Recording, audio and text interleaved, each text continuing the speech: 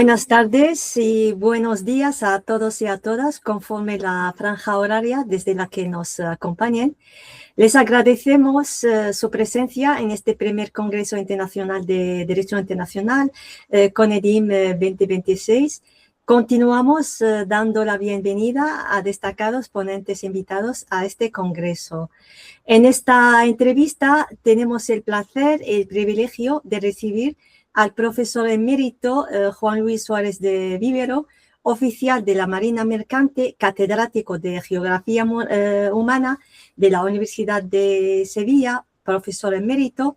Su investigación se ha centrado en las consecuencias geográficas de la Convención de las Naciones Unidas sobre el Derecho del Mar, la política marítima y la gestión costero-marina. Es autor de más de 100 publicaciones académicas en libros y revistas internacionales como Marine Policy, Ocean and Coastal Management, Sociología Ruralis, Coastal Management, Geopolitics, Blackwell Science, Ashgate, Clark Academic Press, Amsterdam University Press, Thomson Reuters, Routledge and Springer. Es también consultor de organizaciones nacionales e internacionales como el Parlamento Europeo, Comisión Europea, Plan de Acción para el Mediterráneo, Banco Interamericano de Desarrollo y Comisión Oceanográfica Intergubernamental UNESCO. Bienvenido, Juan Luis, y muchísimas gracias por hacernos un hueco y aceptar nuestra invitación. Gracias, doctora Rabia. Pues bien, cuando quiera estoy dispuesto Vale.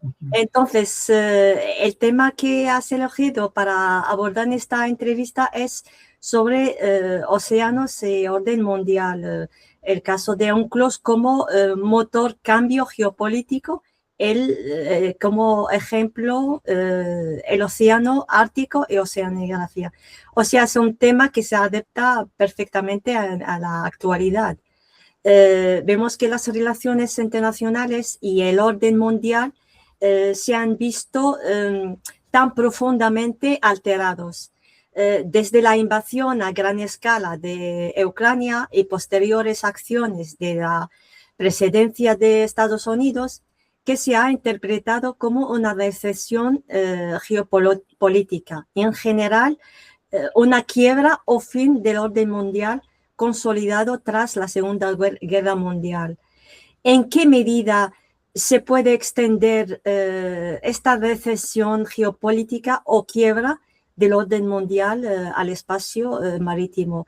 Y si tienes a tu disposición alguna ilustración, te agradecería si la compartiese con nosotros, Juan Luis. Sí, efectivamente, voy a utilizar algunos gráficos y mapas para ir apoyando mis comentarios y respuestas a la pregunta. A ver.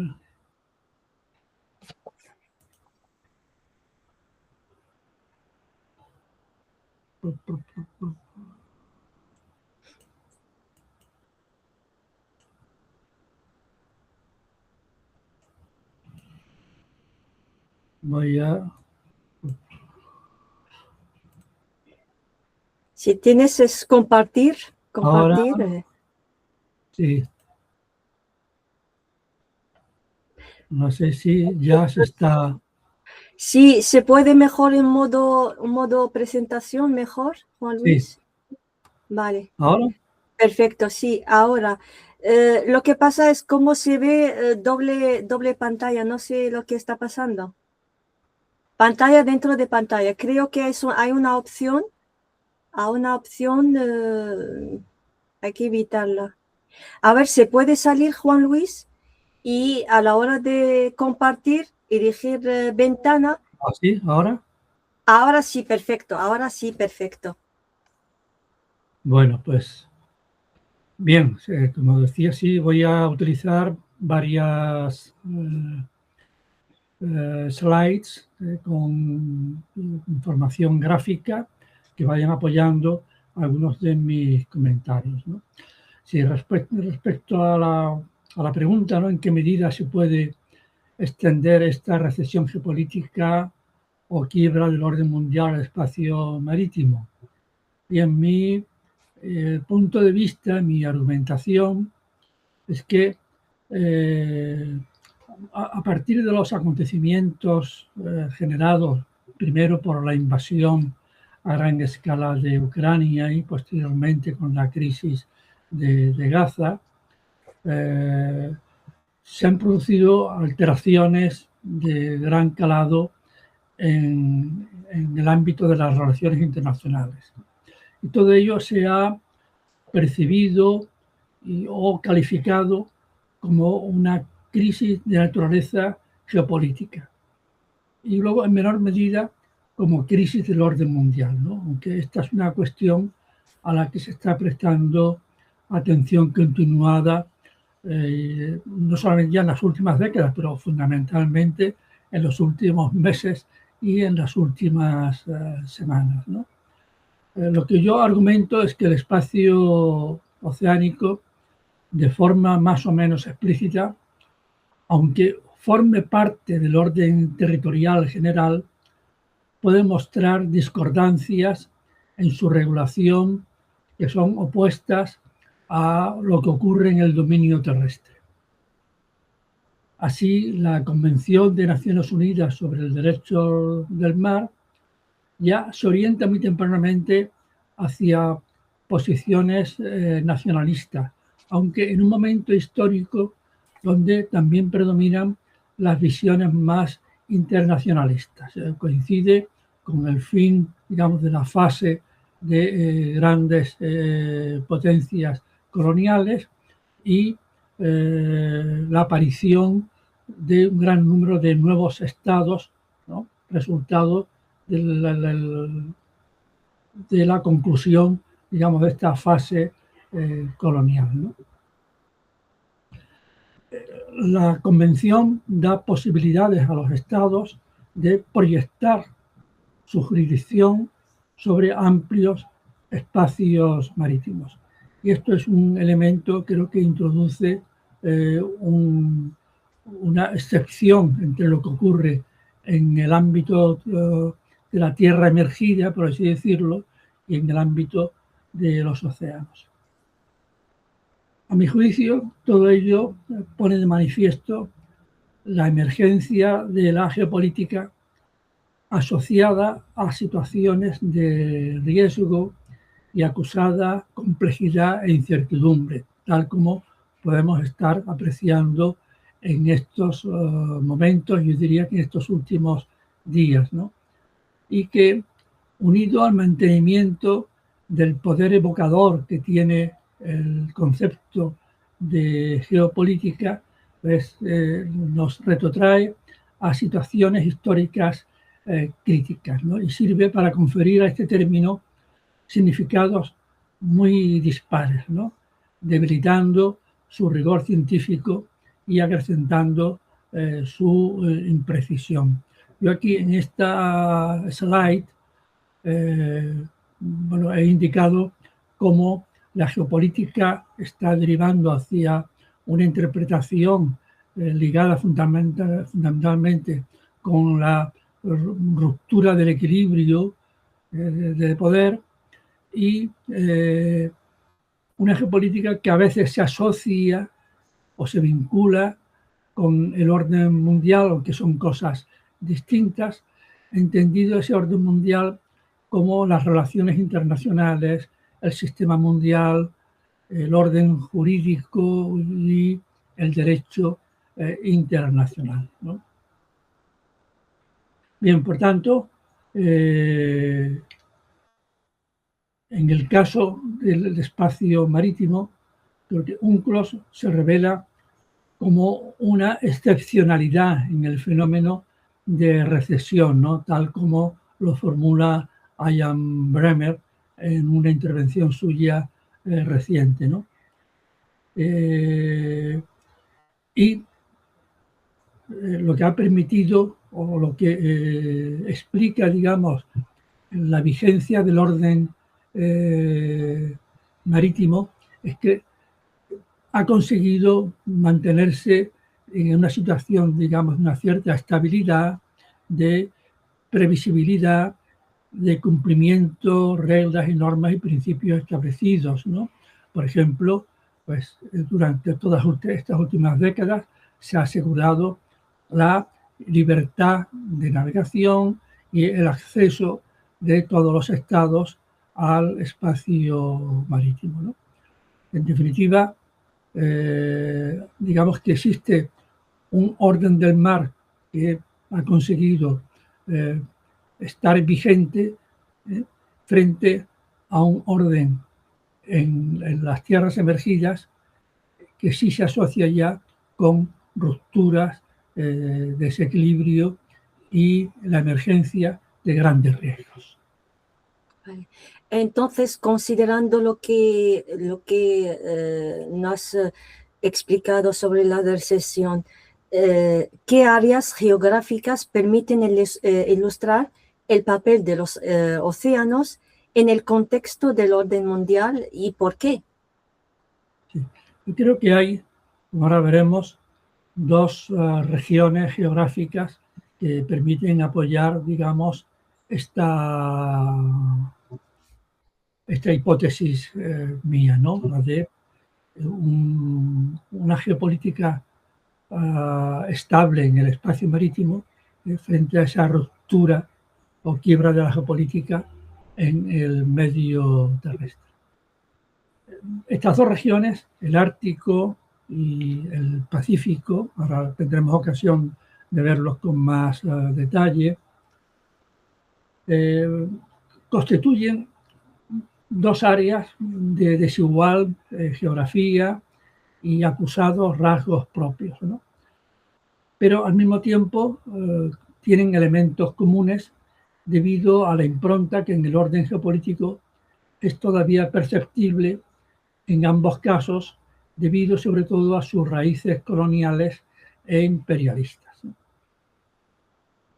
El desarrollo de los preceptos de la Convención de Naciones Unidas sobre el Derecho del Mar, tanto en el Ártico como en Oceanía, genera consecuencias que desbordan el ámbito nacional para afectar a las relaciones internacionales a escala regional y, en el caso del Ártico, pasando a alterar factores que son claves en las estructuras globales, como lo es la red de comunicaciones.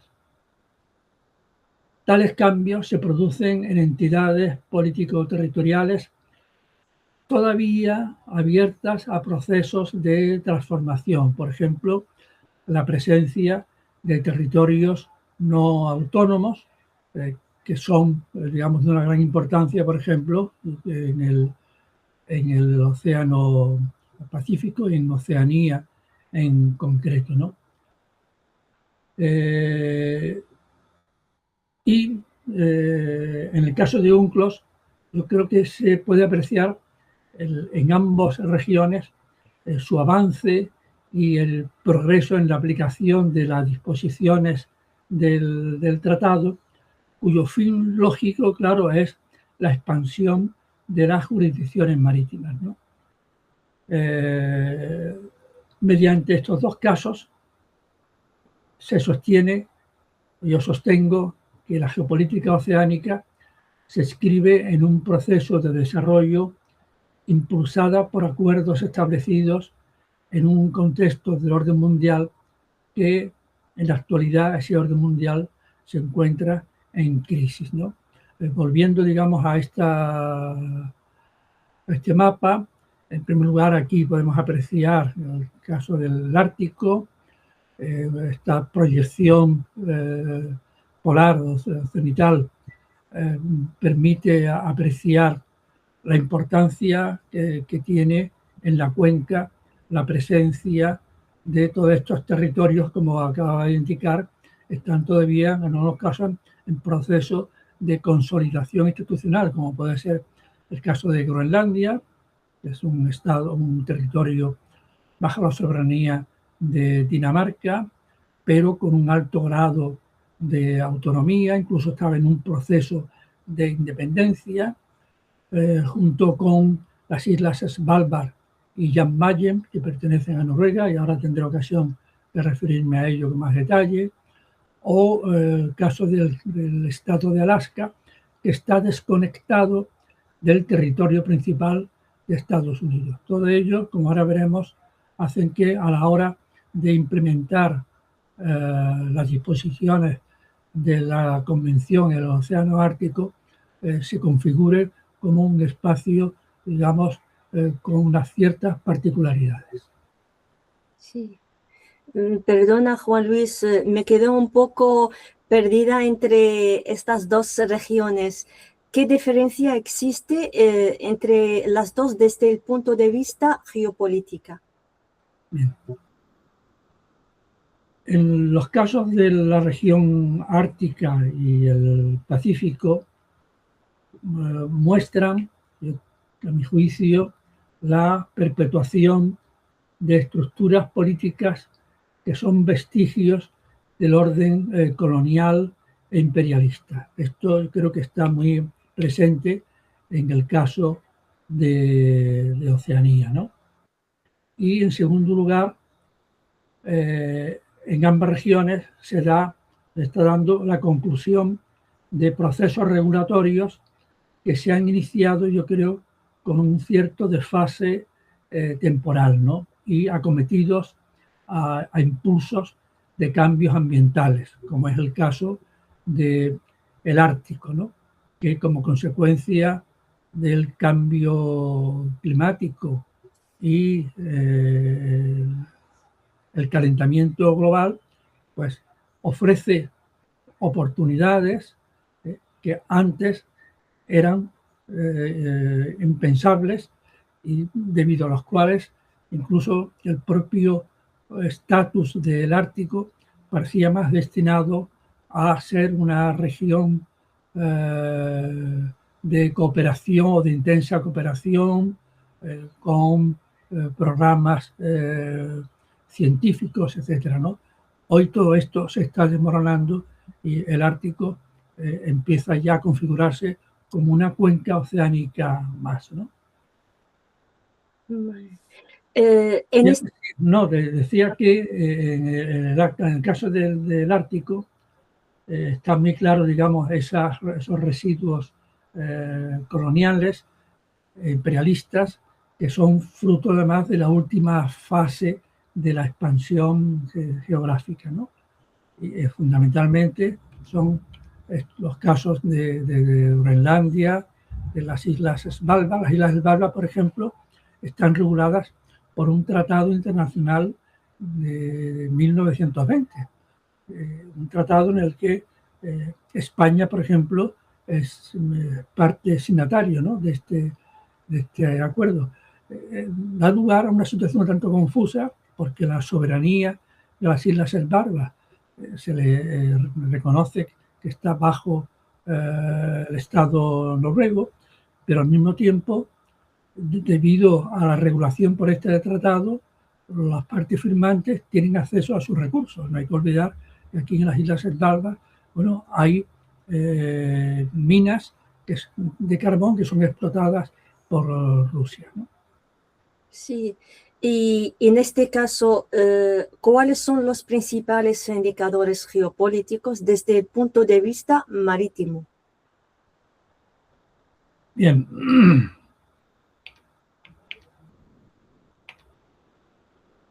Sí.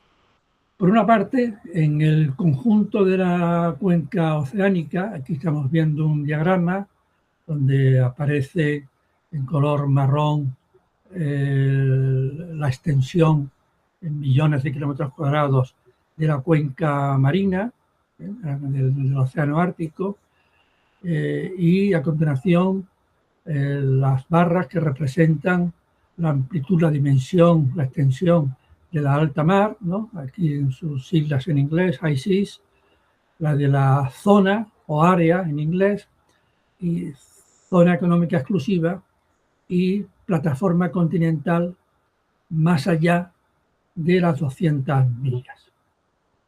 Bien,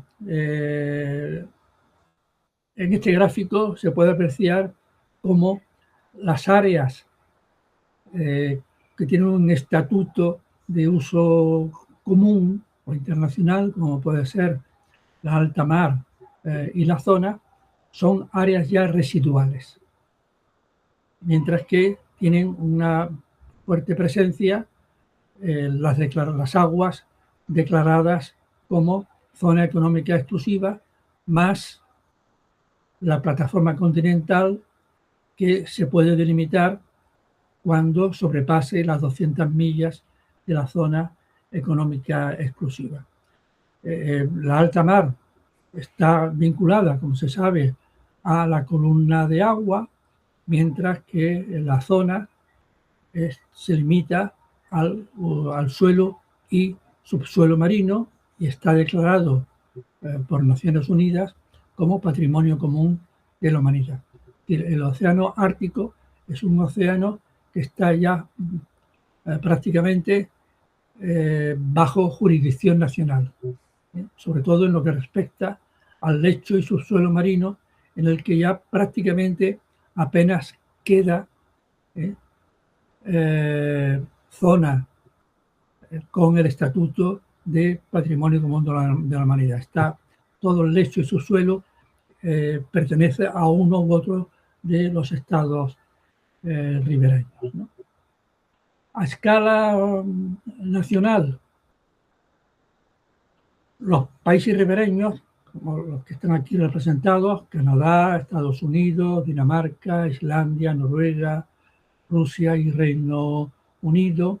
Hay que tener en cuenta que depende de la delimitación que se tome del Ártico, aparecen unos u otros estados, ¿no? Y aquí aparece el Reino Unido porque un piquito de sus aguas jurisdiccionales se introducen, forman parte de las aguas del océano Ártico. Bien, a escala nacional, como se aprecia en el gráfico, los estados ribereños poseen jurisdicciones que sobrepasan en extensión su extensión terrestre. Eso ocurre con todos los estados. La columna de color marrón es menor que la columna azul y verde. El azul se refiere a la zona económica exclusiva y el verde a la plataforma continental extendida o más allá de las 200 millas, ¿no? Los dos estados con mayor presencia en el Ártico, por la dimensión de sus tierra emergida y aguas jurisdiccionales, son Canadá y Rusia. Aquí también es curioso apreciar cómo Canadá y Dinamarca tienen una presencia, digamos, equivalente, siendo Canadá un gran estado, ¿no? Sí. En este caso, Dinamarca consigue, digamos, esa presencia en el Ártico debido a su soberanía sobre Groenlandia, ¿no? Visto así las cosas, podemos entender mejor por qué ese interés por Groenlandia.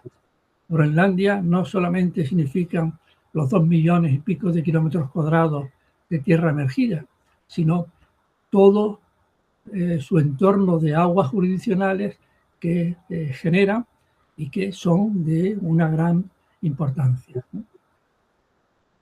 Vemos que la presencia de Estados Unidos es inferior a la de estos estados, ¿no? A Canadá, a Dinamarca, a Noruega o a Rusia, ¿no? En esta otra slide aparecen las superficies en términos cuantitativos, ¿no? Solo el sumatorio de todas las aguas jurisdiccionales que generan, digamos, estos territorios que son, digamos, territorios un tanto especiales, ¿no? Que son las islas Jan Mayen, Svalbard, Groenlandia y Alaska, generan casi 1/3 de toda la zona económica exclusiva que existe en el océano Ártico. Que de los 10 millones de kilómetros cuadrados de zona económica exclusiva existentes en el Océano Ártico, casi 3 millones lo generan solo estos territorios. En el caso de Estados Unidos, la reclamación de Groenlandia, si consiguiera hacerse con Groenlandia, pasaría de tener un 4,5% de las jurisdicciones marítimas que tiene ahora a un 25%. Son cifras realmente que dan que pensar y explican, yo creo, parte de ese interés que existe por este territorio de Groenlandia. Sí. En este caso, creo que tenemos que esperar dentro de pocos días o como mucho un mes para saber si estas cifras pueden cambiar o no, Juan Luis. Sí. Sí, claro. Ahora estamos en un momento quizá un tanto confuso, no sabemos si realmente la presidencia de Estados Unidos va a seguir empeñada, ¿no?, en tomar Groenlandia por cualquier método, o bien se va a prestar a otro tipo de arreglos o negociaciones relacionados con su seguridad. Sí, vale. Y como como se ha indicado, la geopolítica marítima se caracteriza por su relativa estabilidad y continuidad. ¿Hay perspectivas de cambio o riesgo geopolíticos que puedan afectar a algunas regiones marinas? Bien, en principio, como he expuesto desde el inicio de mi intervención, mi consideración es que hay una diferencia apreciable entre la estabilidad geopolítica en los océanos y la estabilidad geopolítica en, digamos, tierra firme. ¿Puede cambiar esto? Pues sí, podría cambiar, y podríamos incluso señalar algunos casos en los que nos dieran pistas de en qué sentido. En esta transparencia se muestra a China en su presencia en el Océano Pacífico. Bien, lo que se puede apreciar es cómo hay una cierta desequilibrio entre el tamaño del país, ahí aparece en color marrón, ¿no?, y sus aguas jurisdiccionales. Realmente, digamos, no guarda proporción, digamos, el peso territorial de China con su presencia marítima. Bien, ¿qué es lo que ha hecho China que nos puede inducir a que determinadas prácticas alteren la geopolítica oceánica? Pues lo que aquí aparece en este mapa es lo que se denomina la Dash Line, ¿no? Son una línea compuesta por 10 segmentos que China utiliza para delimitar una zona marina que reclama bajo su jurisdicción. Aquí, digamos que se ha saltado los procedimientos establecidos en la Convención, puesto que cada Estado proyecta su soberanía y derechos jurisdiccionales a partir de la línea de costa. Aquí no, aquí China da un salto, digamos, y genera, ¿no?, esa lengua, digamos, definida por la línea discontinua, dentro de la cual además hay determinados territorios, son prácticamente en algunos casos roquedos, inhabitados, pero que, como hemos podido ver ya en los medios de comunicación, China está actuando en ellos, generando equipamientos, infraestructuras, de manera que estas pequeñas rocas, que en principio, según la Convención, no son islas que tienen vida o economía propia, no podría generar zona económica exclusiva, pues con la instalación de estas infraestructuras tendría un argumento para generar zonas económicas exclusivas. Bien, esta política china ya ha recibido un revés en uno de los tribunales internacionales por la reclamación que ha hecho Filipinas. Estos tribunales ya han declarado que estos procedimientos no se adecuan a lo establecido en UNCLOS. Si se extendiera este tipo de procedimientos a otras áreas geográficas, desde luego sí entraríamos ya en una fase de deterioro de la geopolítica oceánica, ¿no? Y dejaría de haber, digamos, esa estabilidad que ahora ofrece la Convención, ¿no? Y hay otra vía que también podría dar lugar a ese desequilibrio o esa ruptura de la estabilidad geopolítica, y es, digamos, el no reconocimiento de principios que estaban ya asumidos por la Convención, particularmente, por ejemplo, el principio de patrimonio común de la humanidad y su sustitución por principios como el del first come, first serve, que ya se intentó hacer valer por parte de Estados Unidos en la negociación del tratado recientemente entrado en vigor de conservación de la biodiversidad más allá de la jurisdicción nacional.